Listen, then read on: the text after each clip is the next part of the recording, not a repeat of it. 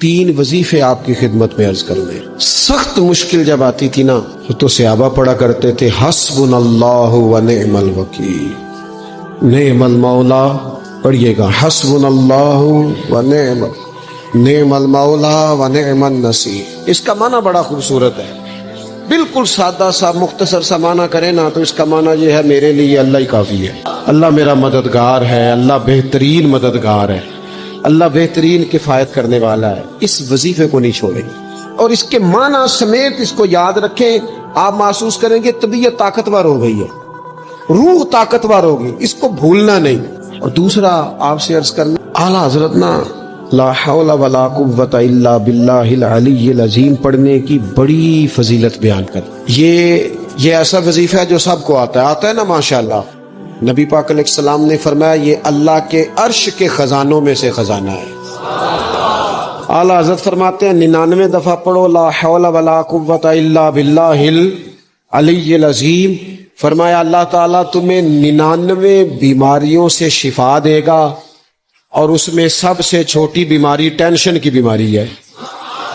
سب سے چھوٹی بیماری غم کی بیماری ہے، چھوٹی، باقی بڑی بڑی ہوں گی.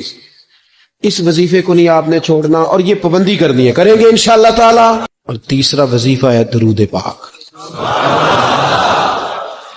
یہ بندہ درود پاک پڑھتا ہے تو پتہ ہوتا کیا ہے، 1 بار پڑھو تو 10 رحمتیں، 2 بار پڑھو تو 3 بار پڑھو تو 4 دفعہ پڑھو تو پھر تو چاروں جانب رحمت ہی رحمت ہو جاتی ہے.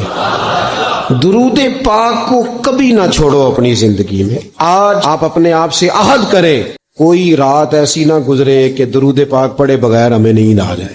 یہ ذہن بنے. یہ 2 وظیفے اور تیسرا درود پاک. قرآن مجید کے ساتھ اس طرح کی دلچسپی پیدا کریں کہ جن کا ناظرہ ٹھیک نہیں ہے وہ قرآن مجید ناظرہ ٹھیک کریں، اور جن کا ناظرہ درست ہے وہ کنز الایمان لے لیں، خزائن العرفان تفسیر لے لیں، اور 1 رکوع کم از کم صبح میں 1 شام میں، اور پورا پارا پڑھیں، پھر تو لطف نصیب ہو جائے گا.